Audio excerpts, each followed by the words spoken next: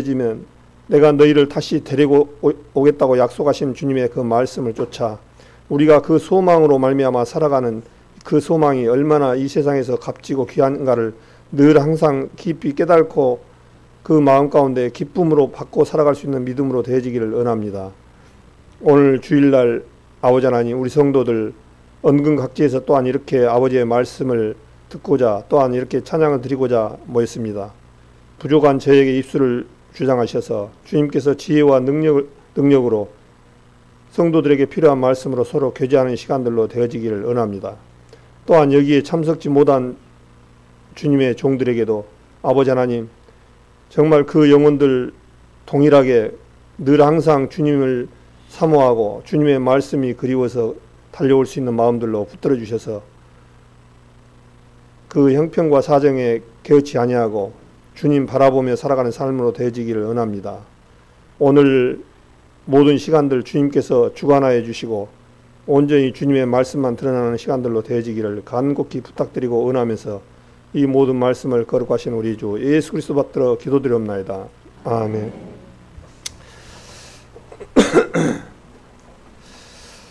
오랜만에 또 제가 이렇게 섰습니다. 항상 이렇게 주일날 오는 인원이 수요일날이나 평상시도 이렇게 왔으면 얼마나 좋았을까 하는 생각을 해봅니다. 이제 여러 가지 형편과 사정에 의해서 그러겠습니다만은 우리 마음 가운데 한 번쯤 우리 그 모습을 이렇게 보면서 살아가야 된다, 그렇게 생각이 됩니다. 시편 49편에 보면은 존귀에 처하나 깨닫지 못하는 자는 멸망하는 짐승과 같다고 말씀하셨습니다. 이 세상에서 가장 제가 말씀을 드리지만 존귀하고 귀한 사람이 누구냐? 사람이에요.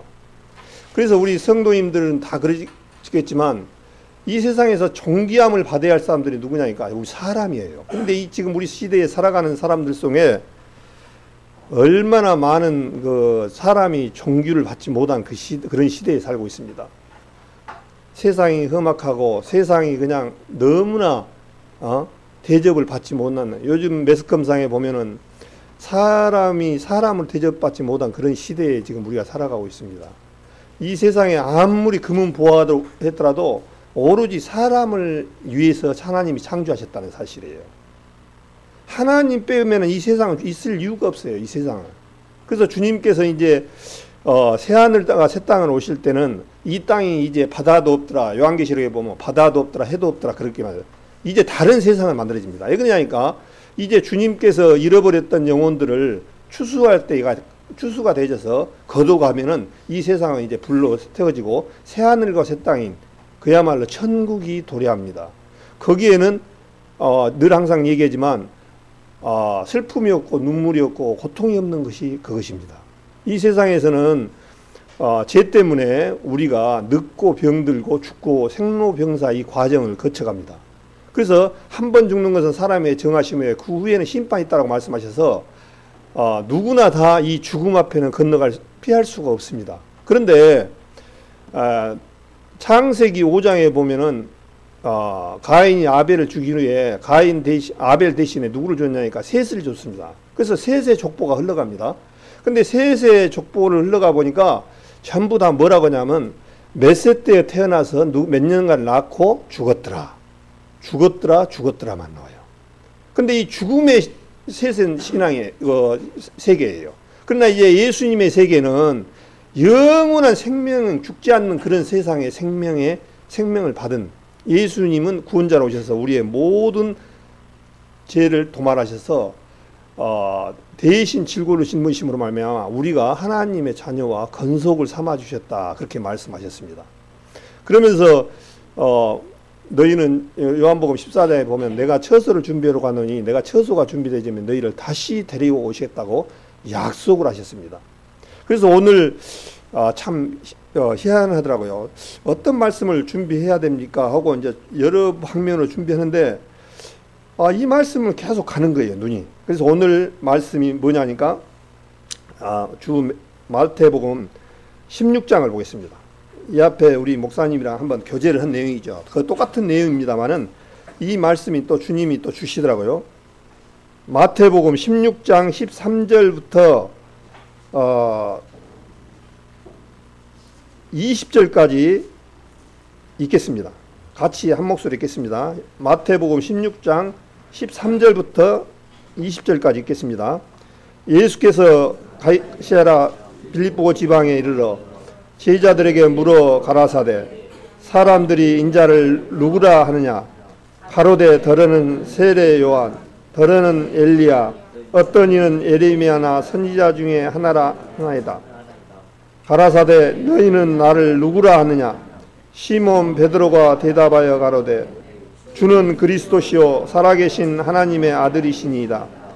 예수께서 대답하여 가라사대 바요나 시몬아 네가 복이 있도다. 이 일을 내게 한 이는 혈육이 아니요 하늘에 계신 내 아버지시니라. 또 내가 네게 이르노니 너는 베드로라. 내가 이 반석 위에 내 교회를 세우리니 음부의 권세가 이기지 못하리라. 내가 천국 열쇠를 내게 주리니 네가 땅에서 무엇이든지 매면 하늘에서도 매일 것이요 네가 땅에서 무엇이든지 풀면 하늘에서도 풀리리라 하시고 이에 제자들을 경계하사 자기가 그리스도인 것을 아무에게도 이르지 말라 하시니라 이렇게 말씀하셨습니다. 이 베드로의 신앙 고백이라 이렇게 말씀들을 많이 하시죠. 이 말씀이. 근데 이게 굉장히 진짜 중요하더라고요. 우리 여기 모인 성도님들 정말 한 영혼도 빠짐없이 모두 주님 오시는 날 들림을 받고 주님의 나라에 가야 됩니다. 예수님이 마태복음 7장 21절에도 뭐라 했습니까? 주여 주여 하는 자마다 다 천국에 들어갈 것이 아니요 하나님의 뜻대로 행하는 자라야 천국에 들어가리라 그렇게 말씀하셨습니다. 그래서 그러면 하나님의 뜻이 무엇인가? 요한복음 6장 40절에 보면 하나님의 아들을 믿는 것이 곧 하나님의 뜻이라고 말씀하셨습니다. 그래서 하나님의 뜻은 뭐냐니까 예수 그리스도를 믿고 그분을 구주로 영접하는 그것이 하나님의 뜻입니다. 실제로 굉장히 중요하지요. 그래서 이제 그 말씀하시기 전에 우리 성도님들이 한동안 이 말씀과 이 필독과 필사 이게 열중을 하다가 다른 분들은 열심히 하시기라고 믿습니다만 저는 좀 등한히 했어요. 이 성경 말씀은 정말 우리가 하루에라도 정말 빠짐없이 말씀을 묵어요. 사람이 떡으로만 살 것이 아니라 하나님 입에서 나오는 말씀으로 살라고 그랬거든요.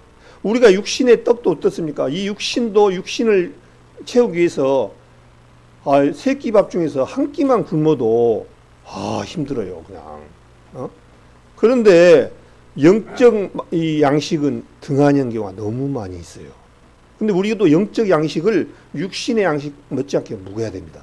그래서 주여 주여 자마다 다 천국에 들어가지 않냐 하셔서 정말 내가 이 말씀 앞에 정말 천국에 들어갈 수 있는 소망을 가진 사람인가?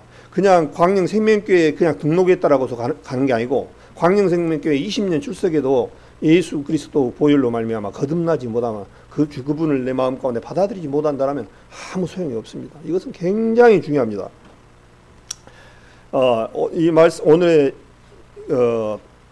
한 달 동안에 우리 성도님들도 바쁘셨죠.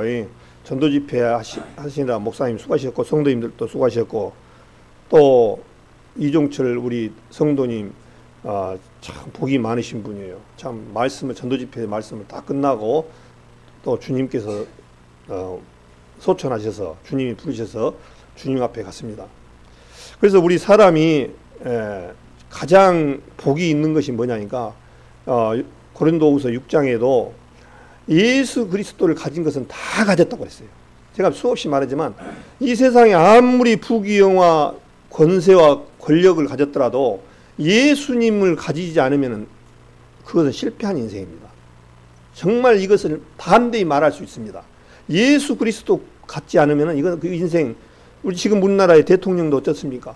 온갖 지탄을 받고 그런데 그 자리도 불과 얼마 안 남았어요. 내려올 자리가. 이 건불 10년이라고 그러잖아요. 건불 10년. 권력도 10년 이상 못 가. 한문은 11억이요. 꽃도 11억이면 꽃도 좋은 꽃도 필 때는 이쁘더만은 조금 지니까 떨어지니까 꽃도 참 값어치가 없어요. 그런 것처럼 우리 하나님 말씀 앞에 거듭나고 구원받는 이것이 얼마나 귀한가 큰가를 깊이 가지고 있어야 돼요. 우리 성도님들 여기에 모든 근심 걱정을 다 내려놓고 마음에 좀 평안을 가지는 시간들로 되지 좋겠습니다. 하루 종일 세상 일에 시달리다 보면 어떻습니까? 주님의 기쁨보다는 세상 것이 내 마음에 지배들어서 혹시 개밥 주지 않고 왔는지, 또 가스불 끄고 앉지 않는지, 또 집에 전기장판 불 켜놓고 왔는가 아닌가, 이 생각으로만 온 것이 아니라 정말 어떤 상황이 됐든 간에 나는 주님 오시면 이 순간 나는 이 세상을 잘 이끌어가고 갈 수 있는 그 소망이 있다. 그것을 가지고 쭉 우리 마음 가운데 기쁨으로 살아가야 돼요. 오늘 이제 소망회로 끝나면 소망회를 모시고 이 순천의 박람회장을 한번 또 갈 겁니다. 우리 어르신들이 연로가 하시다 보니까 옛날에는 좀 이렇게 멀리도 가고 그렇게 되시는데 멀리 가시기가 힘들어요. 그럼 갈 데가 마땅치 않더라고요. 또 이 유모차를 밀어주는 성도님도 좀 많이 필요해요. 이 봉사. 근데 세상에서도 이 세상에서도 이 봉사 활동을 굉장히 많이 합니다. 이 특히 요양병원의 어르신들 휠체어 밀어드리는 거, 그 다음에 목욕 봉사, 뭐 여러 가지 수없이 많아요. 우리 교회에서도 조금 그런 데에 동참해 주시면 감사하겠다 생각이 되집니다. 그래서 이제 우리 이정철 성도님 정말 성공한 인생입니다. 비록 그동안 너무 힘들었고 그랬지만은 주님 품에 간 것이 이것은 정말 대단한 거예요. 정말 얼마나 큰 것 복을 받고 갔는지 모릅니다. 그래서 많은 사람들이 하나님의 능력을 과소평가하는 부분들이 있습니다. 요번에 다들 아시는 내용이지만 이 지구를 주님께서는 열방은 통은 한 방울의 물 같다고 말씀하셨어요. 그 다음에 섬은 떠오르는 티끌 같다고 말씀하셨어요. 하나님 편에서 그런다는 얘기예요. 요번에 우리 대한민국에 5.7인가요? 지진 나신 것 느껴보셨죠? 전부. 우리 지진에 대한민국을 안전지대 가지고 그런 것에 관계 없는 걸로 알았는데 저도 그냥 집에서 그냥 앉았는데 그냥 이 아파트 전체가 흔들리니까 보통 심각한 게 아니더라고요. 이거다가 짜게지는 거 아닌가, 아파트가 짜게져서 내려앉는가 그런 생각을 가졌는데 요번에 그 매스컴에서 보니까 우리나라가 일본 쪽으로 1.4cm를 옮겨졌다네요. 그 다음에 남쪽으로 1cm가 옮겨지고 좀 있으면 일본하고 붙을지도 모르겠어요. 중국하고는 멀어지고. 참 그런 분이다. 이 주님은 정말 이 열방을 한 통에 통 속에 물 한 방울보다 더 적다는 거예요. 그런 하나님을 우리는 아버지라 모신다는 거예요. 근데 오늘 제일 중요한 부분이 뭐냐니까 내가 오늘 베드로처럼 신앙 고백에서 정말 이런 고백이 할 수 있는가 하는 것을 한번 생각해 봐야 됩니다.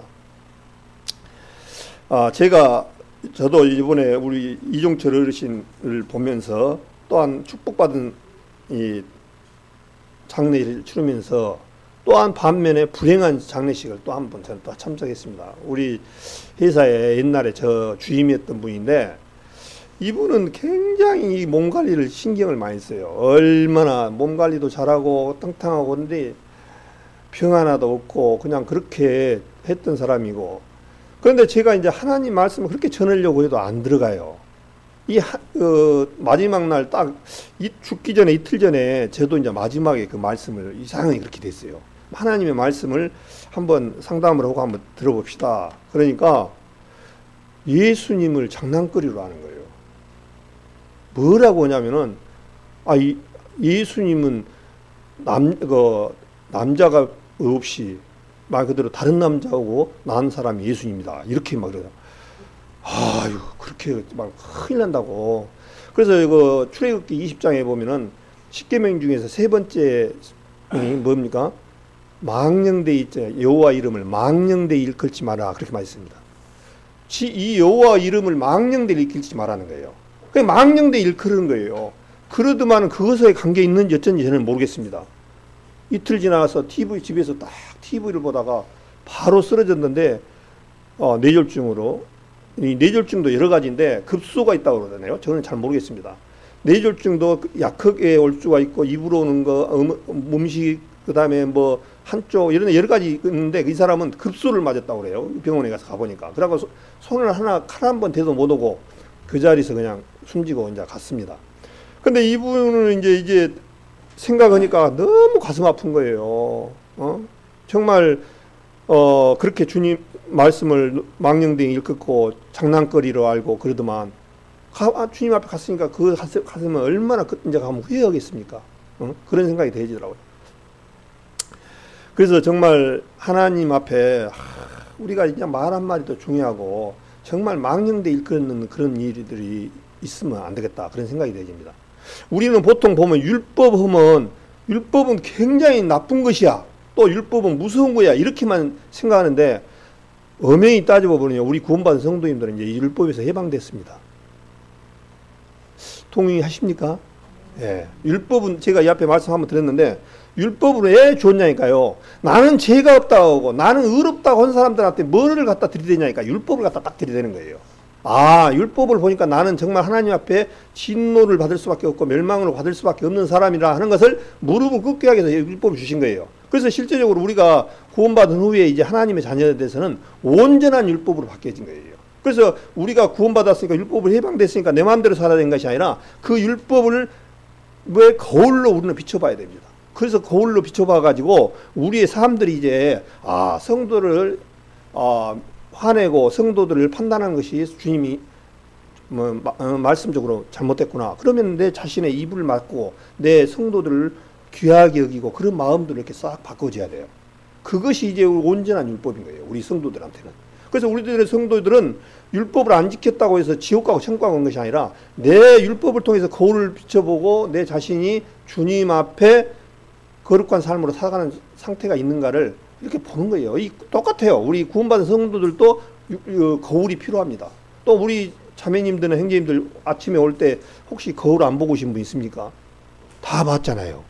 그 거울을 보는 이유가 뭐겠어요? 혹시 밥 먹고 나서 고춧가루가 안 묻었는가, 파테이가 안 묻었는가, 화장은 제대로 됐는가, 이런 것을 싹 보기 위해서 거울로 주셨다고 합니다. 그러면 우리 구원받은 성도님들도 이제는 이 성경 말씀의 온전한 율법을 들여다보고 내 삶이 이렇게 바뀌어져야 돼요. 그래서 이제 저는 한 가지 이렇게 제안을 하고 싶은 것은 우리 예수님을 보면은 말을 막 함부로 할 때도 많아요. 예수가 이 존칭의 극존칭을 써야 돼요. 예, 이 세상의 창조주거든요. 그래서 이 세상에 많은 사람들, 우리 기도할 때도 저는 이렇게 좀 했으면 좋겠습니다. 예를 들어서 저를 위해서 기도를 해주더라도 오정철 형제님을 위해서 기도드립니다, 이렇게 말하면 안 된다는 거예요. 임자를 빼야 돼요. 예, 창조주 앞에는 어떤 사람도 낮아야 되거든요. 그래서 우리가 진짜 예수님 앞에 기도할 때는 정말 그분을 올려드리고 그분이 어떤 분인가를 깊이 알아야 돼요. 그래서 오늘 13장에서부터 읽었습니다. 마태복음 13장부터 20절까지 읽었는데요. 예수께서 가이사랴 빌립보 지방에 이르러 제자들에게 물어 가라사대 사람들이 인자를 누구라 하느냐라고 묻는 장면이 나옵니다. 여기에 이제 가이사랴 빌립보가 나옵니다. 이 가이사랴라는 데가 성경에서 보면은 두 군데 지명입니다. 근데 하나는 가이사랴 빌립보가 붙어 있고 하나는 가이사랴예요. 사도 바울이 혹시 어디서 로마로 죄인으로 풀려간지 혹시 아십니까? 마지막에 사도행전에 보면은 나오죠. 어디서 2년 동안 옥에 갇혀서 로마로 풀려갔죠? 예, 가이사랴입니다. 사도 바울이 잡혀갔던 자리가 가이사랴인데 헤로드 왕이 이 가이사랴라는 뜻이 뭐냐니까 로마의 황제 이름입니다. 그 당시에는 로마 황제 가이사랴가 이스라엘을 지배하고 있었기 때문에 가이사랴의 빌립보에 헤롯 대왕의 이제 선사를 받아가지고 자기 아들이 헤롯 대왕이 죽은 후에 헤롯의 아들이 헤롯 1세가 빌립인데 그래서 가이사랴 빌립보라고 이름을 붙였습니다. 그래서 이제 가이사랴 빌립보는 성경에서 보면 저 단 위치에 단 지파들이 위에 헬몬산 밑에 단 밑에 거기에가 가이사랴 빌립보입니다. 저도 성지순례 가갖고 가이사랴 빌립보도 가봤고 가이사랴도 가봤습니다. 근데 이제 가이사랴와 빌립보가 어디냐니까 헬몬산 밑에 거기에 단 지역인데 갈릴리 호수에 모든 물을 다 채워요. 헬몬산은 2,850m 높이가 되어 있는데 그 날마다 이 눈으로 쌓였다시피 굉장히 고온지대고 이 춥고 눈이 쌓였어요. 근데 거기서 눈이나 이런 것이 녹아가지고 물이 흘러서 갈릴리 바다를 채워요. 갈릴리 바다를 거기서 채워요.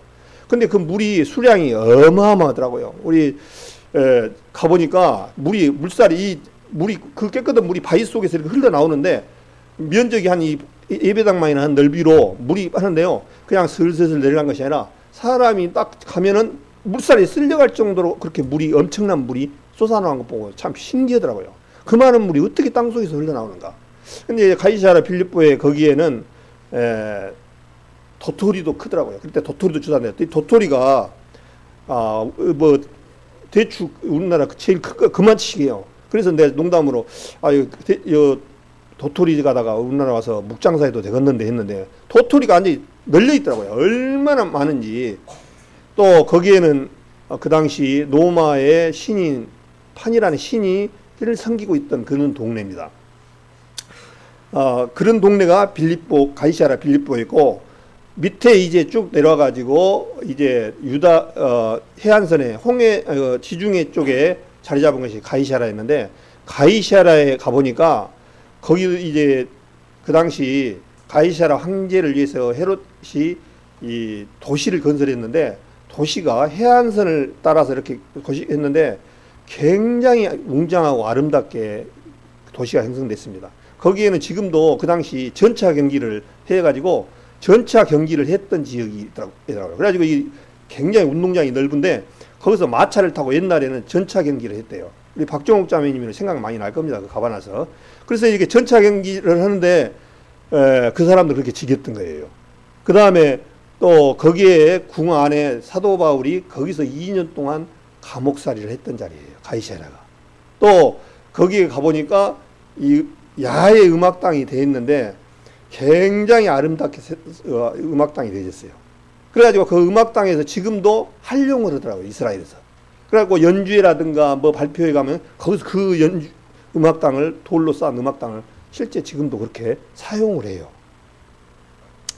그래서 또 거기에 보니까 저는 깜짝 놀란 것이 지금 화장실 문화에 보면 타이루가 있습니까? 그 당시 타이루를 만들어서 사용했어요. 타이루에다 문양을 내갖고 이 화장실과 그 다음에 목욕탕을 만들었는데 목욕탕이 그냥 시멘트로 바른 목욕탕이 아니라 타이루를 발라갖고 온 목욕탕이었어요. 그러니까 그 당시에도 얼마만큼 그 사람들이 지혜롭고 화려했다는 것을 알 수가 있겠더라고요. 또 대리석으로 이 기둥을 쌓았는데 이 대리석이 이스라엘에서는 안 난다고 그래요. 그래서 로마에서 그거를 배로 수반해서 궁을 만들었다고 얘기하더라고요. 그래서 참 이것을 읽으면서 생각이 많이 났습니다. 이제 그것이 근데 중요한 것이 아니고 가이사랴 빌립보에서 지방에 이르러 제자들에게 물어 가라사대 사람들이 인자를 누구라 하느냐 그렇게 물으니까 가로되 더러는 세례 요한 더러는 엘리야 어떤 이는 예레미야 선지자 중 하나이다 그렇게 말한 거예요. 자 여기서 보니까 가로되 예수님을 누구라 하니까 사람들이 세례 요한이라 하고 더러는 엘리야 어떤 이는 예레미야 중에 선지자 중에 하나라고 합디다 그런 거예요. 세례 요한은 뭐라 했습니까? 세례 요한은 예수님보다 6개월 먼저 태어난 사람입니다. 누가복음에 보면은 6개월 먼저 태어났는데 이사야서 40장을 이루기 위해서 예수님을 증거하기 위해서 세례 요한이 먼저 태어날 거라고 이사야서 40장에 나오신 그것을 이룬 거예요.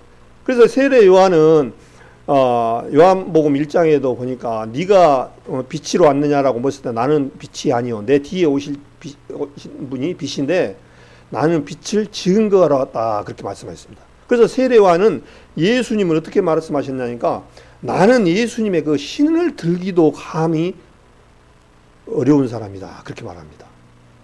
그래 우리 보통 사람들이 예수님을 참 마귀 사단은 장난을 쳐요. 예수님을 5대 성인, 4대 성인 중에 하나다 이렇게 해가지고 아주 예수님을 그냥 사람의 목수의 아들로 그렇게 생각을 합니다.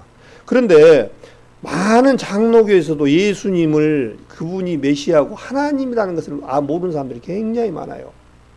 예수님은 완벽한 사람이면서 완벽한 하나님이에요. 이 땅에 사람의 모습을 입고 오신가는 갈라디아서 4장이나 여자의 후손으로 오셔서 여자의 후손으로 오고 아니 또 창세기 3장 15절에도 여자의 후손은 네 머리를 상하게 한다고 말씀하셔서 여자의 후손으로 오실 것을 미리 말씀을 하셨어요. 그래서 여자의 후손으로 안 와버리면은 우리 잘 알잖아요. 우리 구원받은 성도님들은 남자의 후손으로 오면 죄인은 죄의 씨앗으로기 때문에 죄가 사일 수가 없단 말입니다. 그래서 여자의 후손으로 성령 잉태하셔서 우리를 죄를 사야만 그게 가능했던 거예요. 그 얼마나 주님 앞에 하나님의 능력은 대단하고 계획이 정확합니까? 그런데 이 마귀 사단은 많은 사람들의 생각을 예수님은 하나의 목수의 아들로 그냥 3대 성인 중에 하나다 이렇게 말하는 거예요. 그 얼마나 어리석습니까? 그래서 세례 요한이다. 또 더러는 엘리야라 그렇게 되어 있습니다. 그렇게 말하더라는 거예요. 그 엘리야는 북이스라엘의 선지자였습니다.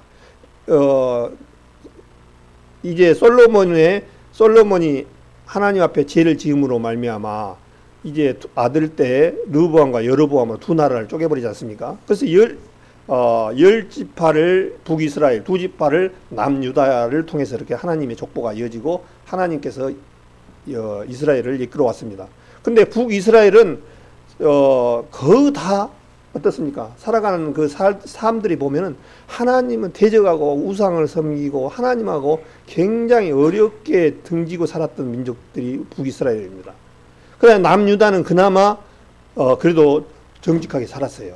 그래서 이제 그 엘리야 시대 때 엘리야가 했던 부분들이 굉장히 많죠. 갈멜산에서 450명의 그 선지자들, 그 바알 선지자들과 아세라 선지자 400이라고 해서 어떤 신이 참신인가 한번 네가 보자 해서 불로 시험했던 분이 엘리야라는 부분 아시죠? 그 생각 나시죠?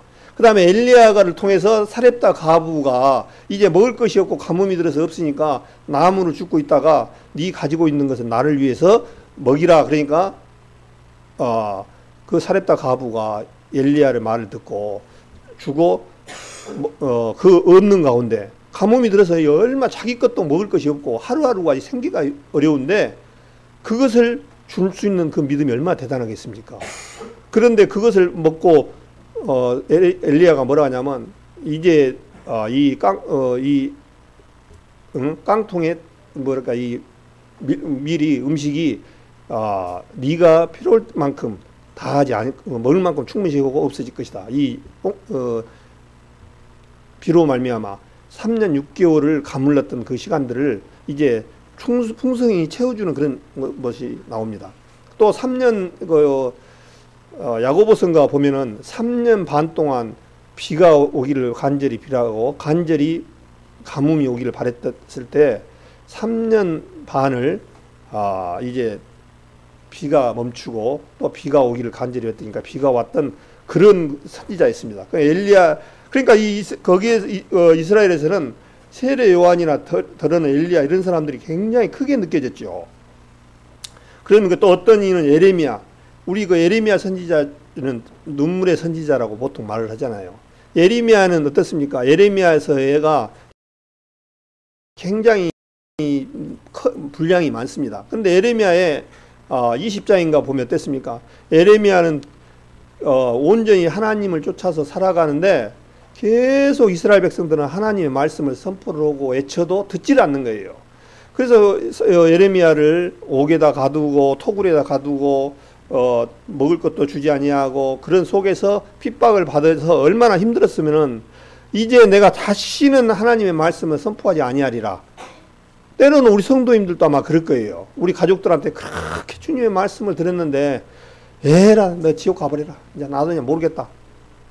그렇게 생각할 때도 있었을 거예요. 저도 그런 적이 있었어요. 그런데 예레미야가 모르겠습니까? 그렇게 맞고 두드러 맞고 당하면서도 내 마음 가운데 불붙는 것 같아서 다시 하나님의 말씀을 전하지 아니하면 내 마음이 불붙는 것 같아서 견딜 수가 없나이다. 그래서 맞으면서도 또 말씀을 전하는 거예요. 예, 이것이 너무 귀하고 크기 때문에 예, 주님 말씀은 한 말씀도 땅에 떨어지지 아니하고 다 이루어져 가기 때문에 한 번 죽는 것은 사람에게 정하심에 그 후에는 심판이 있다라고 말씀하셨기 때문에 심판이 있다는 사실이 그 심판을 우습게 생각해요. 많은 사람들은. 네가 죽어봤냐? 또한 설마 그러려고 또 내 생각대로 생각하고 사랑의 하나님이 설마 지옥을 만들어놨을 거고 이렇게 변개를 해요. 참 이건 무서운 거예요. 이거 사단이. 그런데 성경에 1.1억이라도 주님께서는 땅에 떨어지지 않는다고 말씀하셨어요. 그대로 있는 거예요.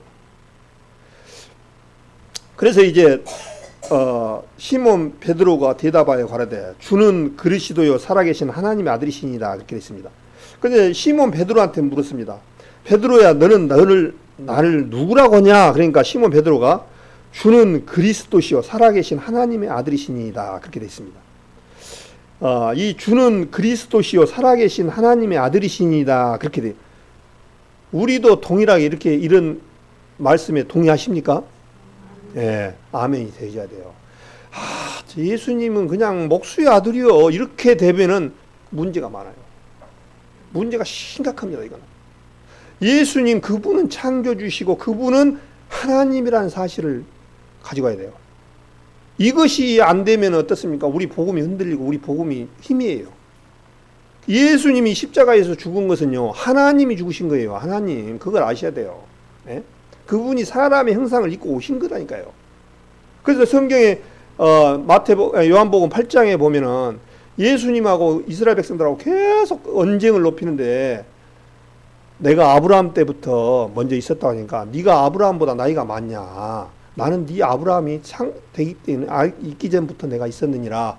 그러니까 예수님이 돌로 치려고 하고 예수님을 죽이려고 했던 그런 말씀들이 많이 나옵니다. 그래서 시몬 베드로가 대답해 가로되 주는 그리스도여 살아계신 하나님의 아들이시니이다. 이 간증이 모두가 다 돼야 돼요. 이 간증이 꼭 돼야 됩니다. 이거 사실은. 그러면서 17절에 예수께서 대답해 가라사대 바요나 시몬아 내가 복이 있도다. 이 일을 내게 한 이는 혈육이 아니요 하늘에 계신 내 아버지시니라 그렇게 됐습니다. 베드로 시몬 보고 시몬이 베드로죠. 복이 있도다. 내게 알게 한 이는 혈육이 아니다는 거예요. 혈육이라는 건 뭐냐면요. 우리 사람으로 뭐를 안다는 거예요. 사람이 아니. 이것은 하나님이 알게 해주셨다. 그 얘기입니다. 그래서 이 혈육이 아니요 하늘에 계신 아버지이니라. 또 내가 네게 이르노니 너는 베드로라. 내가 이 반석 위에 내 교회를 세우르니 음부 건세가 이기지 못하리라. 그렇게 되어 있습니다. 또 내가 네게 이르노니 너를 베드로라. 내가 반석. 베드로라는 뜻이 반석이거든요. 그래서 이거 반석을 카톨릭에서는 성 베드로 성당을 이 많은 사람들을 속여서 돈을 걷어서 이제 지었던 그 카톨릭에서 이거 베드로 성당이 자기들 반석이고 베드로가 자기가 큰 집이다 이렇게 말을 합니다. 다 속이는 거예요. 이 반석이 누구십니까? 성경에서? 예. 이 반석이 예수 그리스도예요. 그런데 이 모르는 사람들은 베드로가 반석이다 이래가지고 베드로가 복음 그 천주교에서 카톨릭에서 복음을 줘야 그것이 큰 집이다라고 그렇게 생각하고 자기들이 복음이 있고 그런 식으로 한 겁니다. 이 반석은 무엇을 의미하냐니까 교회의 모퉁이 돌이 되신 예수 그리스도입니다. 예수 그리스도 위에 선지자들과 사도들 위에 세워져서 교회가 지금 세워져 가고 있다. 그렇게 말씀하셨습니다. 그래서 예수님께서는 또 모퉁이 돌을 말씀하시잖아요. 모퉁이의 돌을 버린 돌을 기초가 주초가 되셔서 모퉁이 돌이 건물이 되셨다. 그렇게 말씀하셨어요. 그래서 이스라엘 백성들은 예수님을 영접하지 아니하고 받아들이지 아니하고 하니까 버린 돌이 되어버릴 거예요. 그래서 그 돌이 이스라엘 백성들에게 믿지 않는 자들에게는 거침이 된다고 했어요. 그 주님의 그것이 얼마나 거침이 된 거예요. 우리가 이렇게 생각하면 되죠. 가다가 돌뿌리에 넘어지면 얼마나 아픕니까? 예수님이 돌뿌리에 부딪힌 거예요. 왜? 믿지 아니함으로. 거친 자가 된 거예요. 그러나 우리는 주님으로 말미암아 은혜에서 그 반석 위에 우리는 세워져가 교회는 지금 세워져 가고 있는 지금 상태입니다. 그래서 이제 우리도 마찬가지로 우리 성도님들 정말 내가 주는 그리스도의 살아계신 하나님이라는 그런 말씀을 정말 내 마음 가운데 가지고 나도 동일하게 베드로가처럼 신앙 고백을 하셔야 돼요. 그것이 안 되면은 다시 한번 봐야 돼요. 그래서 이제 주님을 이제 우리 많은 사람들이 이스라엘 백성들도 마찬가지고 예수님이 어떤 분인가를 모르는 사람들이 너무나 많이 있습니다. 여기를 놔두시고 마태복음 12장을 한번 볼까요?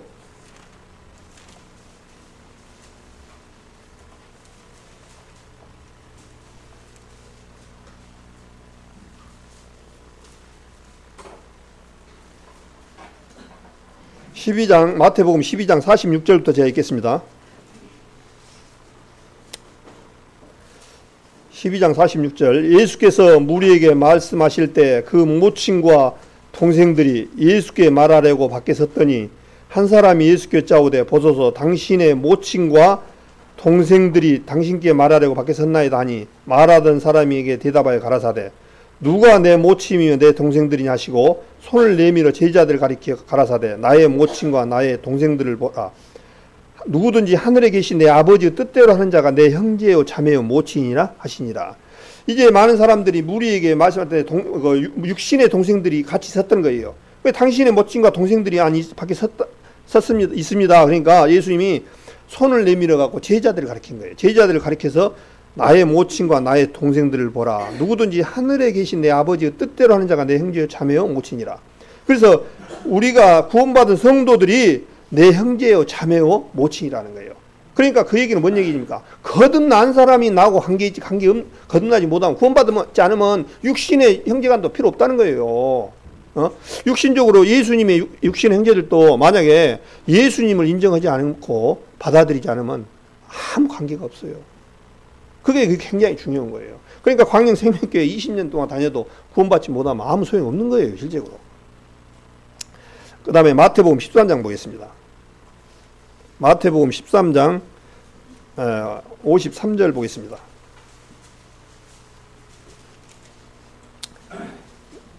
마태복음 13장 53절. 예수께서 이 모든 비유를 마치신 후에 거기를 떠나서 고향으로 돌아가사 저희 회당에서 가르치시니 저희가 놀라 가로되 이 사람의 지혜와 이런 능력이 어디서 났느냐? 이는 그 목수 아들이 아니냐? 그 모친은 마리아, 그 형제들은 야고보, 요셉, 시몬, 유다라 하지 않느냐? 그 너희들은 다 우리와 함께 있지 아니하냐? 그런즉 이 사람의 모든 것이 어디서 났느냐 하고 예수를 배척한지라. 예수께서 저희에게 말씀하시되 선지자가 자기 고향과 자기 집에서는 존경을 받지 않음이 없느니라 하시고 저희의 믿지 않음을 인하여 거기서 많은 능력을 행치 아니하시니라. 그렇게 됐습니다. 예수님이 많은 문제들을 다 바리새인들과 서기관들을 이기고 다 지혜롭게 이렇게 풀어나가니까 이런 능력과 어디서 났느냐? 이는 목수의 아들이 아니냐?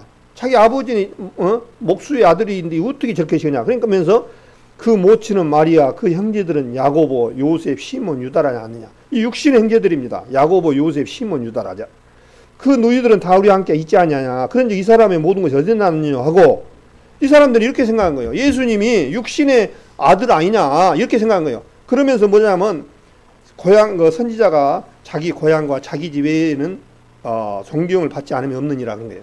예수님이 그 30년 동안 같이 살다 보니까 참 어렵긴 어려웠겠어요. 사실은 같이 살다 보니까 육신의 아들 아니냐, 요셉의 아들 아니냐, 또 우리 형제들도 있지 않냐 이렇게 생각했어요. 근데 3년 반 동안 공생의 기간에는 이제 하나님의 오신 목적과 그 공생애에 오신 그 능력을 사람으로 한 분을 잊고 있었지만 또한 하나님의 능력을 잊고 계셨다는 사실을 알아야 되는데 그렇지 못한 거예요. 그래서 주님께서 저희의 믿지 않음을 인하여 거기서 많은 능력을 행치 아니하시니라 그렇게 됐습니다. 주님은 믿지 않으면 절대로 역사를 안 합니다. 마태복음 8장 9장에 보면은 병자를 고치는데 항상 주님은요 병 고쳐주십시오 그래가지고 고쳐준 것이 아니라 뭘 먼저 물냐면 내가 이것을 행할 것을 네가 믿느냐? 예 믿나이다. 그 믿음대로 되라 그렇게 말씀합니다. 안 믿으면 절대로 주님의 역사 안 하셔요. 여기도 마찬가지예요. 우리 구원받은 성도님들도 마찬가지예요. 그래서 요한복음을 한번 다시 한번 볼까요?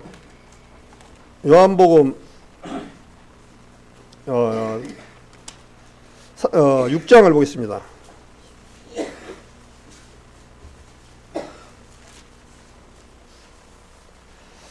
요한복음 6장 6장 27절부터 제가 읽겠습니다.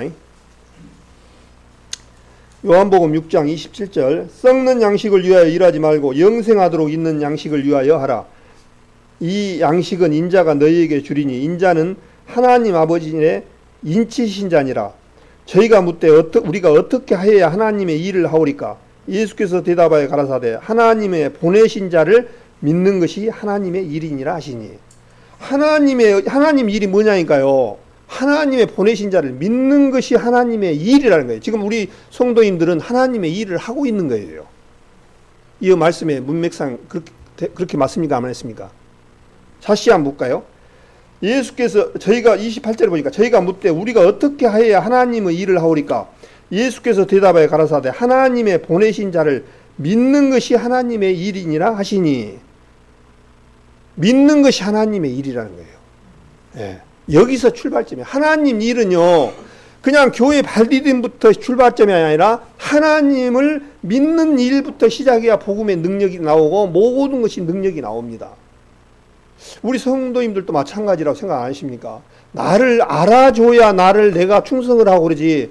너는 나하고 관계없고 교회에 오든 말든 이렇게 성도를 대한다고 하면 마음에 여기에 뭐 하고 싶은 마음, 또 충성을 하고 싶은 마음, 여기에 속해 있고 싶은 마음이 없겠잖아요. 그래서 주님 일을 하는 것은 뭐냐면 처음부터 시작이 뭐냐니까 예수 하나님의 보내신 자를 믿는 것이 하나님의 일이라는 거예요. 네? 하나님 일은 그러면 이렇게 믿는 것이 뭐냐? 일이 뭐냐면은 구원받는 것이 하나님의 일의 시작입니다. 그래서 요한복음 4장인가 보면 예배에 대해서 나옵니다. 예배.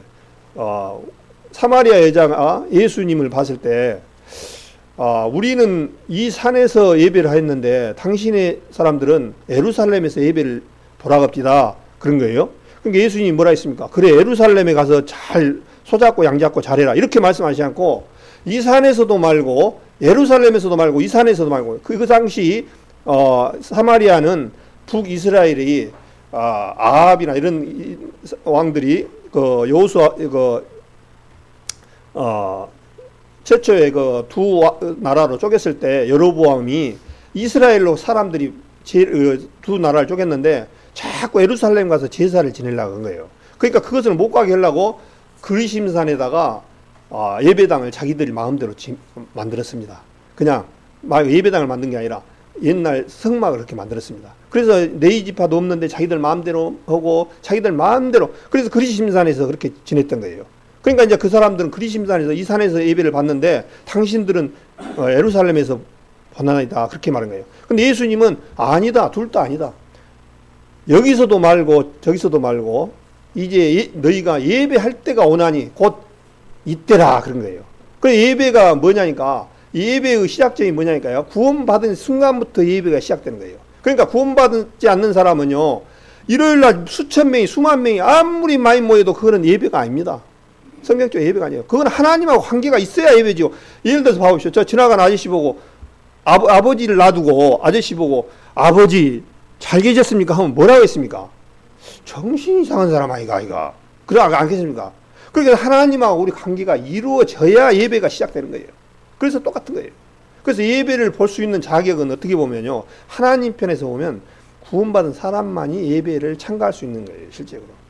그래서 뭐 어떤 예루살렘에 가서 보고 그리심산에 가서 보고 그것이 아니라 우리 안에는 이제 주님 안에 우리 안에 신약교회 와가지고는 우리 안에 예수님이 너희와 함께 세상 끝날까지 너와 함께 한다고 하셔서 우리는 주님 오시는 날까지 이제 구원받은 성도들이 모여진 것이 이것이 예배입니다. 그래서 예배당이라고 말씀하신 거예요.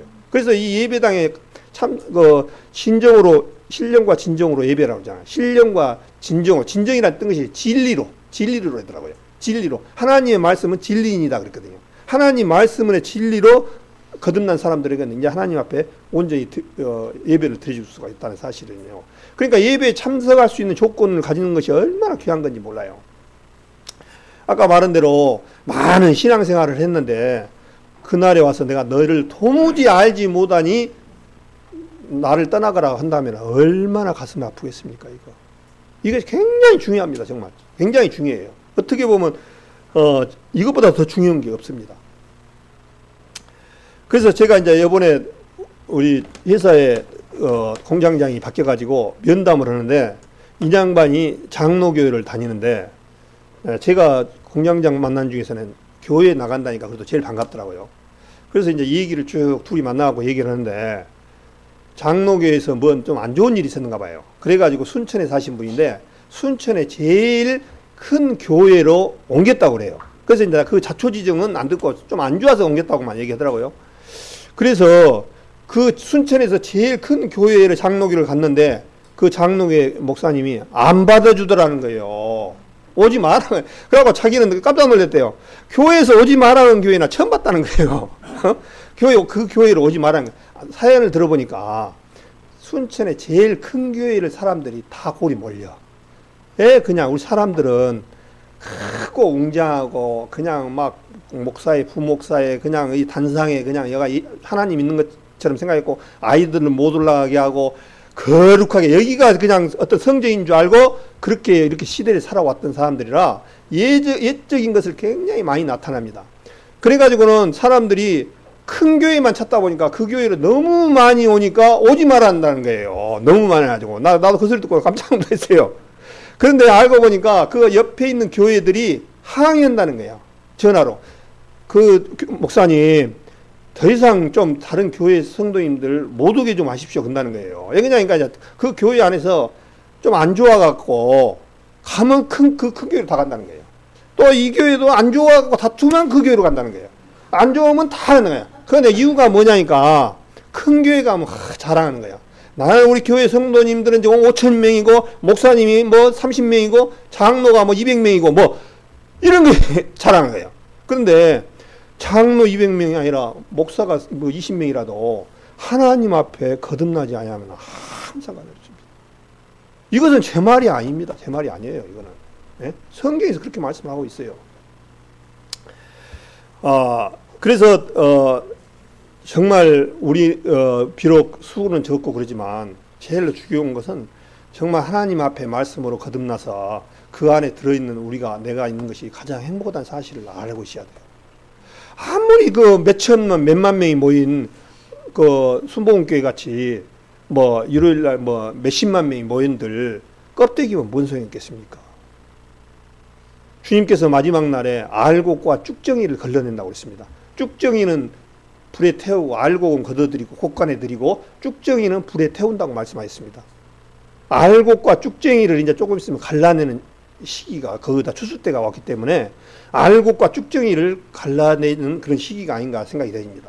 갈수록 어떤 하나님을 배도한 일도 많아지고 갈수록 하나님을 배척하는 일도 많아지고 또 어떤 정말 내면에서 주님과 나하고 관계가 완전히 이루어진 그것이 중요한데 예형적으로 그냥 그냥 어떤 형태적으로 나타내려고는 주님하고 관계없는 그런 모습으로 나타나는 부분들이 굉장히 많이 있습니다. 그러니까 이런 사람들처럼 자꾸 큰데 그냥 호화롭고 이렇게 좋은 데만 이렇게 찬양한대요. 진정으로 말씀을 쫓아서 살아갈 수 있는 그런 부분들이 되어지지 못한다면 이것은 아무 의미가 없거든요. 정말 아깝잖아요. 그 시간들이. 만약에 이걸로 끝난다라면 정말 불쌍한 자들입니다. 그 고린도전서 15장에 보면은 고린도 교회가 문제점이 굉장히 많았는데 부활이 없다라고 믿었던 주장했던 사람들 중에 하나가 교회입니다. 그러니까 이 고린도전서 15장을 고린도전서를 쓰면서 굉장히 사도 바울 선생이 오래 많이 이렇게 쓴 것을 봅니다. 그런데 거기에 뭐라고 되어 있냐면 이 세상에 이 생에 이것이 다면 지금 우리 성도님들 거기 말씀처럼 이 세상에 이것이 다 부활이 없고 이것이 다고 이것이 끝난다라면 이 세상에서 가장 불쌍한 자리라 그렇게 말씀하셨어요. 그렇지 않습니까? 지금 우리 성도님들 부활이 없고 천국이 없고 이걸로 끝난다라면 뭐하러 오십니까? 이거 뭐. 예? 정말 우리는 불쌍한 사람들이에요. 그런데 반대로 하나님은 살아계십니다. 지금 이 순간에도 주님께서는 우리의 먹을 것과 모든 것을 부족함이 없이 지금 채워주고 있어요. 지금 우리 지구에 뭐 60억에서 70억 그 사이인데 지금 주님께서 다 운행하시고 모이셔요. 저는 몇 번 말하지만은 바닷가의 그 생선을 보면 참 하나님의 능력은 정말 위대하시다는 거. 날마다 저번에도 그 생선이 아침에 우리 밥상에 떨어지지 않고 다 돈만 있으면 그냥 이렇게 그 많은 항구에 배들이 많지 않습니까? 그럼 우리나라만 있습니까? 그 많은 배들이 가서 잡아내도 그것을 다 우리 이 상에 먹게끔 주님이 주시는 거 보면 정말 감사해요. 또 우리 가을철 되니까 누래 지금 이제 결실기가 끝나갑니다만은 누를 황금빛 봐보십시오. 그걸 누가 다 하겠습니까? 주님께서 한 가지라도 조건 안 주면 그 농사 못 집니다. 실제로. 공기와 물과 태양과 온도와 거기에 맞는 적정한 비료와 모든 것들이 하나도 주님이 간섭 안 하신 것이 뭐 하나님이 주신 거예요. 그러니까 우리 지금 오늘 여기까지 오신 것도 내가 아직 젊어서 온 것이 아니라 하나님의 은혜입니다. 은혜. 모든 것이 하나님의 은혜예요. 실제로. 그래서 이제 시간이 많이 됐습니다만은 제가 이 앞에 이제 준비하는 것은 좀 많이 있는데 다 못하고 이제 마치는데요. 근데 이제 요한복음을 폈으니까 2장 폈으니까 그대로 42절에 보니까요. 39절부터 읽겠습니다. 그대로 요한복음 6장 39절부터 나를 보내신 이의 뜻을 행하려 함이라. 나를 보내신 이의 뜻은 그대로 요한복음 6장 39절입니다. 나를 보내신 이의 뜻을 행하려 함이니라. 나를 보내신 이의 뜻은 내게 주신 자 중에 내가 하나도 잃어버리지 아니하고 마지막 날에 다시 살리는 이것이니라. 내 아버지의 뜻은 아들을 보고 믿는 자마다 영생을 얻는 이것이니 마지막 날에 내가 이를 다시 살리리라 하시니라. 자기가 하늘로서 내려온 떡이라 하심으로 유대인들이 예수께 대하여 수군거려 가로되 이는 요셉의 아들 예수가 아니냐. 그 부모를 우리가 아는데 제가 지금 어찌하여 하늘로서 내려왔다 하느냐. 주님께서 하늘에서 내려온 산 떡이라고 말씀을 하시니까 이스라엘 백성들은 아직도 주님을 믿지를 못하는 거예요. 그러면서 뭐라고 하냐니까 이 요셉의 아들 예수가 아니냐. 참 정말 답답합니다. 그렇게 주님께서 빌립 보고 요한복음 14장에 보면은 빌립이 예수님 보고 하나님을 보여주십소서. 제자도 그렇게 해요. 보여주십시오. 그러니까 빌립아 네가 나와 함께 오랫동안 그렇게 나를 섬기고 따라다녔으면서도 하나님을 보여달라고 하느냐. 나를 보조가 믿지 못하거든 나의 행하는 것을 보고 믿으라. 그렇게 말씀하셨습니다. 그래서 이 주님께서 많은 기적과 이적을 행하시는 그런 부분들을 보면은요, 실제적으로 주님께서 하나님이라는 것을 보여주시기 위해서 그렇게 주님께서 그렇게 말씀을 하신 겁니다. 실제적으로. 이 앞에 제가 이 앞주에 아니라 이 앞에 제가 말씀하실 때 예수님의 기적 3가지를 중에서도 어떤 분이 예수님의 그 간이나 혼인잔치 때문에 못 믿었다고 말씀을 제가 드렸습니다. 그러니까 똑같아요. 그러니까 예수님 이분이 어떤 분이라는 것을 알아야만이 우리가 구원받고 우리 마음이 중심이 흔들리지가 않아요. 그래서 가나의 혼인잔치 다시 말씀을 드리면 가나의 혼인잔치에 보면은 요한복음 2장에 보면 첫 번째 주님이 이적을 행했던 부분이 가나의 혼인잔치였습니다. 근데 가나의 혼인잔치에 알다시피 잔치가 혼인잔치가 이루어졌는데 술이 쫙 가다 보니까 술이 다 떨어졌습니다. 근데 이제 술이 떨어져서 걱정을 하고 있는데 예수님한테 그런 거예요. 술이 떨어졌다는 식으로 얘기를 하는 거예요. 그러니까 주님께서는 물 항아리 6개에다가 거기다가 술을 채운 것이 아니라 물을 갖다 부어라 하인들에게 그렇게 말합니다.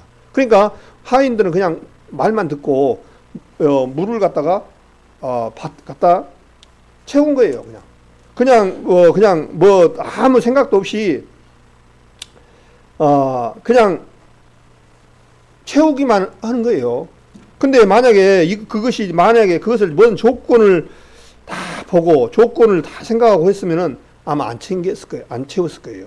특히 주님께서는 너희들이 어린 아이와 같이 낮아지지 아니하면 천국을 볼 수 없다라고 말씀하셨거든요. 어린 아이와 같은 마음이 돼야 하거든요.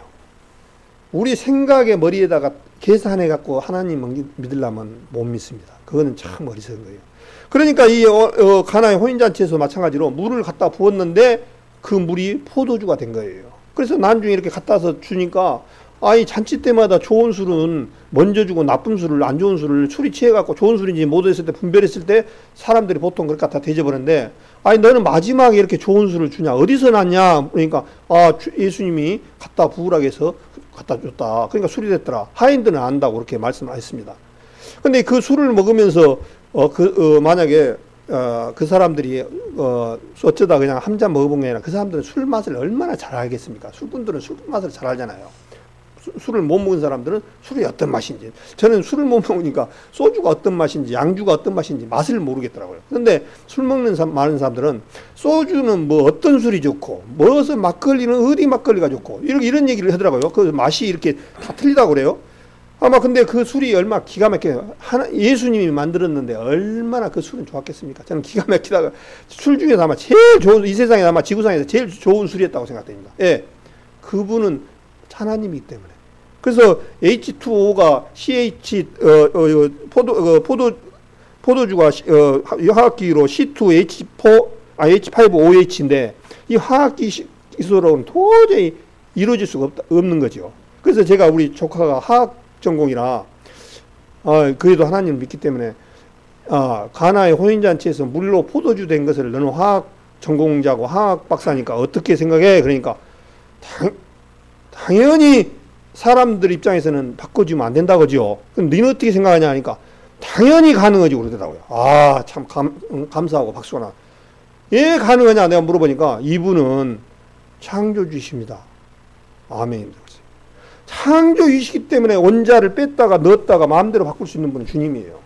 우리 사람은 못 하는데 하나님은 이 지구를 구슬치기보다 더 쉽게 할 수 있고 이 지구를 들었다 놨다 마음대로 하시는 분이라니까요.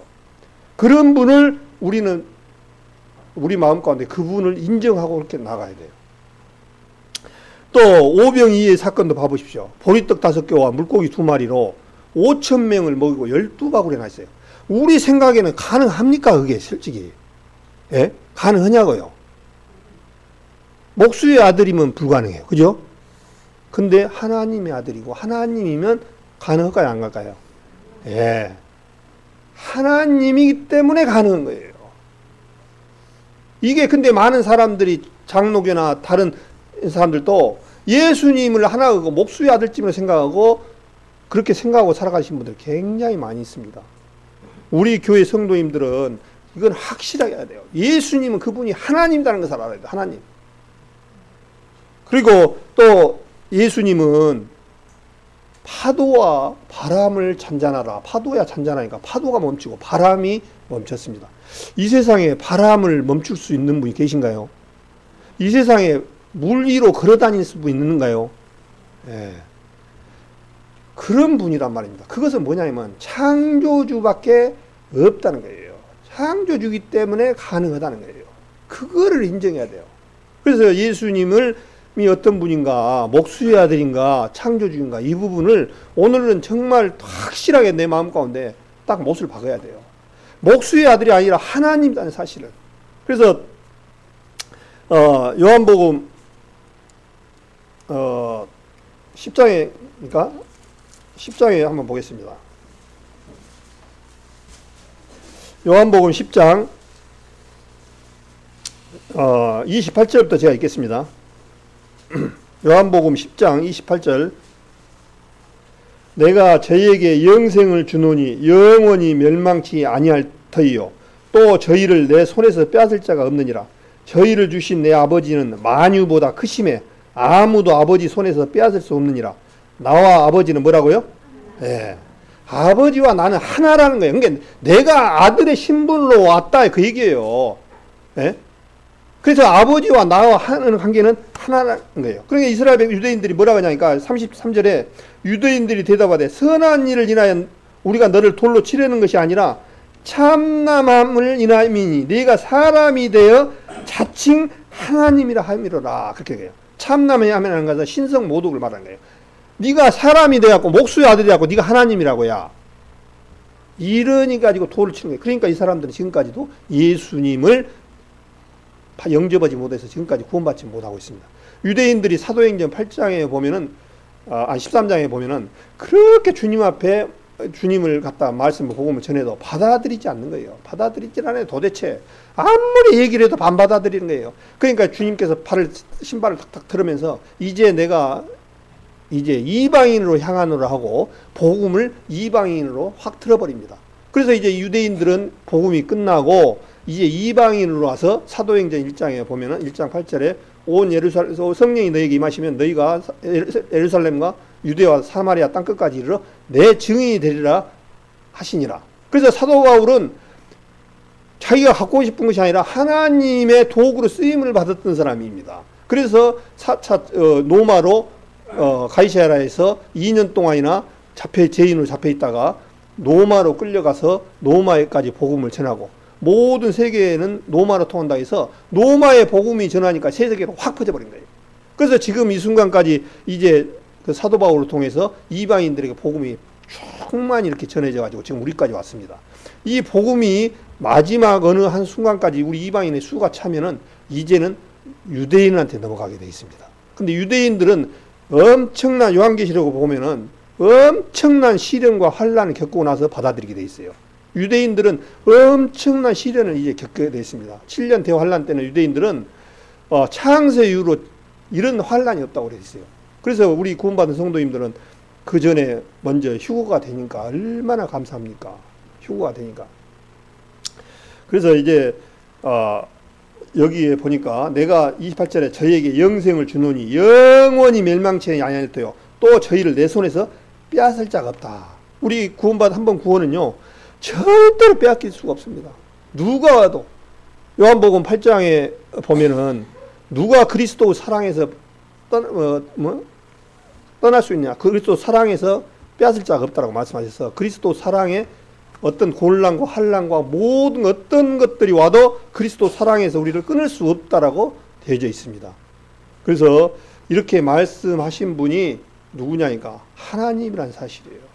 이 성경이 굉장히 중요합니다. 앞으로 어떻게 되어지려는가 모든 것을 보면요 성경을 보시기 바랍니다. 성경에 답이 다 나와 있어요. 성경이 찾으면 다 나와 있습니다. 그래서 고린도 후서입니까? 그거 한번 고린도 후서를 한번 보겠습니다. 아니 베드로 후서입니다. 죄송합니다. 저도 입심부름을 잘못하고 있네요. 베드로 후서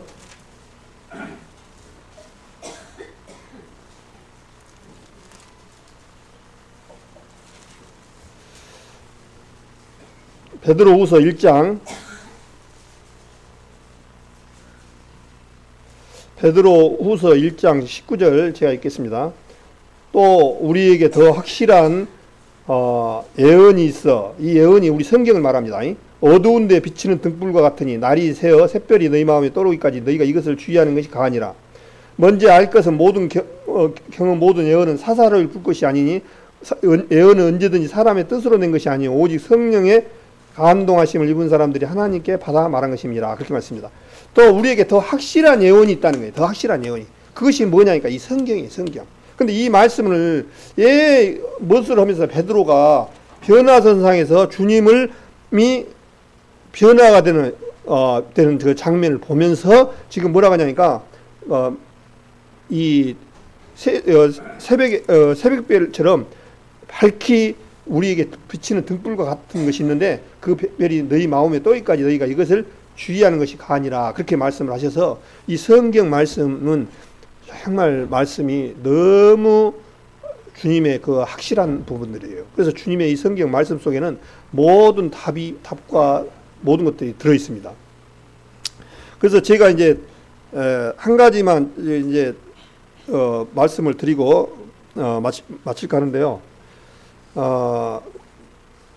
우리가 조금 이 성경을 보다 보면은 조금 이게 다 아신 분들도 있고 또 좀 모르신 분들도 있어요. 근데 실제적으로 우리가 성경을 보다 보면 좀 잘못 볼 수도 있고 그러거든요. 그래서 조금 우리가 조금 잘못 본 부분들은 좀 다 아는 내용인데 제가 한번 말씀을 좀 드리겠습니다. 이사야서 34장을 한번 볼까요? 우리가 잘 아는 그 전도 집회 때도 그 짝에 대해서 나오지 않습니까? 이사야서 34장에 보면 이사야서 34장 못 찾으시면 그냥 제가 읽겠습니다. 34장 14절부터 제가 읽겠습니다.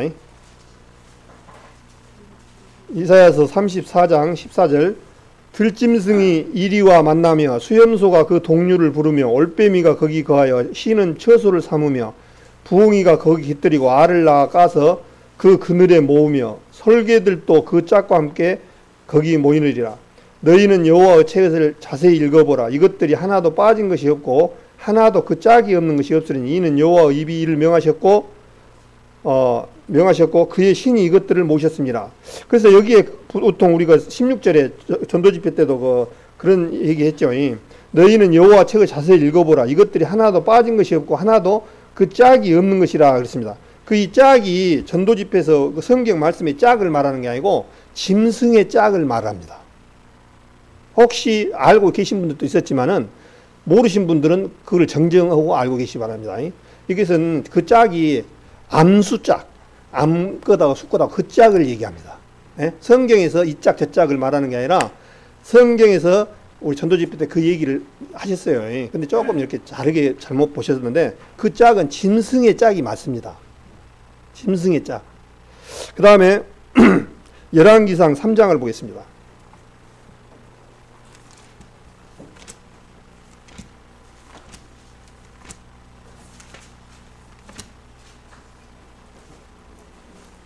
열왕기상 3장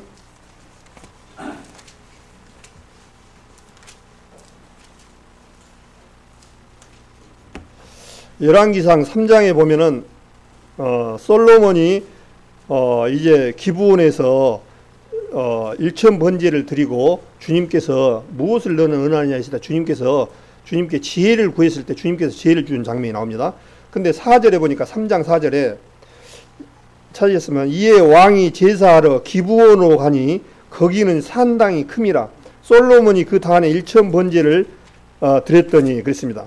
그래서 저는 솔직히 말해서 1천 번제를 여기를 얼마 전까지는 1천 번제를 어떻게 봤냐면 1000번의 제사를 드렸다 이렇게 생각을 했거든요.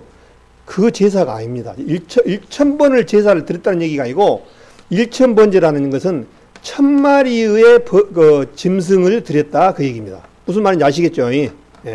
1000번을 제사를 드렸다는 얘기가 아니고 1000마리의 양이나 소나 제물을 드렸다 그 얘기입니다. 그렇게 아시는 것이 정확한 답입니다. 그 다음에 이제 제가 한 가지만 더 말씀을 드리고 가겠습니다. 그 다음에 고린도전서 15장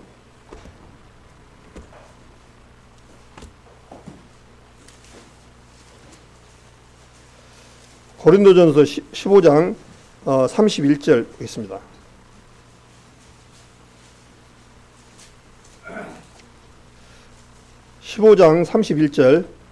고린도전서 15장 31절 형제들아 내가 그리스도 예수 우리 주 안에서 가진 바 너희에게 대한 나의 자랑을 두고 단언하노니 나는 날마다 죽노라.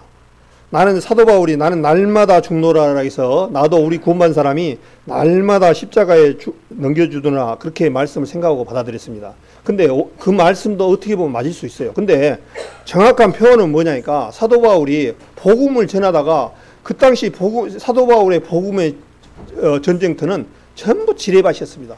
얼마나 힘들고 날마다 이 죽음의 공포라기보다도 날마다 이 사도 바울은 복음을 전하기가 그렇게 힘들었던 시기입니다.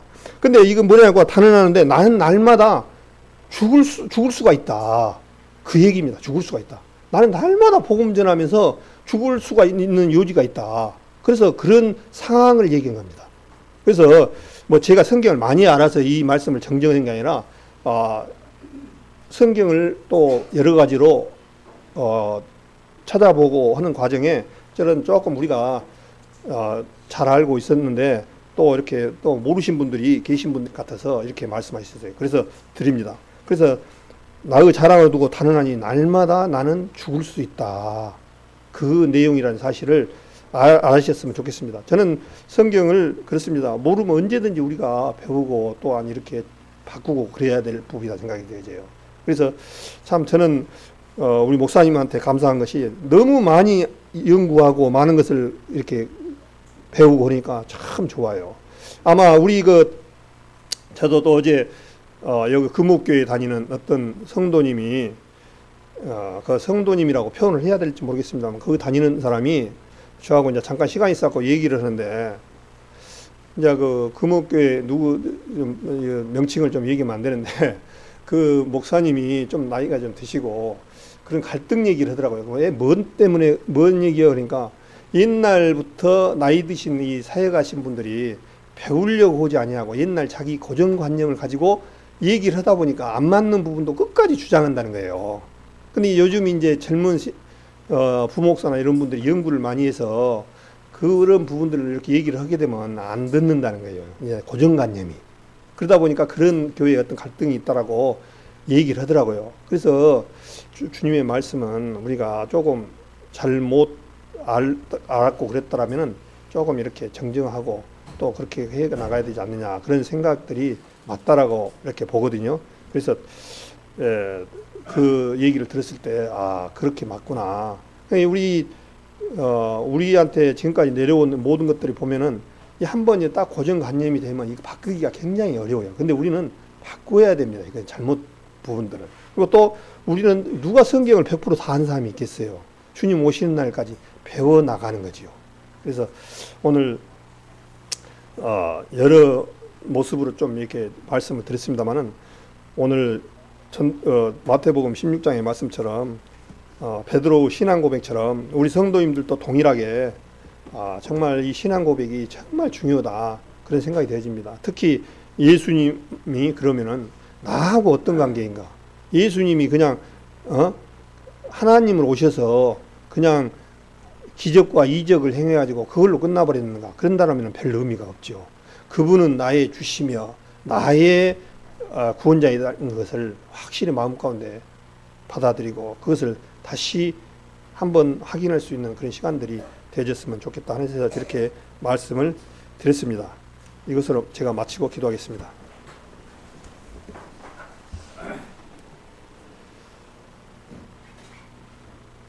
주님 감사합니다. 오늘 시몬 베드로를 통해서 너는 나를 누구라고 했을 때 주는 그리스도요 살아계신 하나님이라고 말씀하신 신앙 고백을 봅니다. 우리 여기 고개 숙인 영혼들 한 영혼도 빠짐없이 모두가 다 이렇게 동일하게 주님을 나의 구주로 고백할 수 있는 담대한 믿음의 시간들이 되어졌으면 좋겠습니다. 아버지 하나님 혹시 우리 마음 가운데 이런 신앙 고백이 되지 못한다면 다시 주님의 말씀을 점검하고 그 말씀 앞에 고개를 숙이고 무릎을 꿇을 수 있는 시간들로 되어지기를 원합니다. 또한 우리 성도들 마음 가운데 우리가 사람이 떡으로만 살 것이 아니요 하나님의 입에서 나오는 모든 말씀으로 산다고 말씀하셨습니다. 우리 성도들 마음 가운데 늘 항상 힘을 얻고 나갈 수 있는 것은 이 하나님의 이 말씀인 줄 압니다. 이 말씀을 통해서 힘을 얻을 수 있도록 더욱더 우리가 이 말씀 앞에 경주하고 그 말씀을 보고 또한 이 몸된 교회 안에서 힘있게 서로 나아갈 수 있는 믿음으로 되어지기를 원합니다. 늘 항상 부족하고 연약한 저희들 주님께서 채워주시고 또한 이끌어주셔서 주님 보시기에 합당한 교회로 되어지기를 원합니다. 또한 아직까지 가족들 돌아보지 못한 가족들이 있다면 아버지 하나님 아버지의 말씀을 선포될 수 있도록 도와주시고 너희가 땅에서 매이면 하늘에서도 매이고 땅에서 풀면 하늘에서 풀린다고 말씀하셨습니다. 정말 주님께서 천국 열쇠를 우리에게 맡겨주셨사오매 그 열쇠를 우리가 능히 말씀을 풀어서 천국 백성으로 삼는데 도구로 쓰여지기를 원합니다. 우리가 가진 이 진리의 말씀이 얼마나 귀하고 큰가를 늘 항상 깊이 간직하고 주님 앞에 감사하며 그 귀한 말씀이 땅에 떨어지지 아니하고 주님 오시는 날까지 내 마음 가운데 깊이 뿌리 잡아서 흔들림 없이 주님을 섬기고 살아갈 수 있는 믿음의 자녀가 되어지기를 간곡히 부탁드리고 원하면서 이 모든 말씀을 거룩하신 우리 주 예수 그리스도 받들어 기도드렸나이다. 아멘.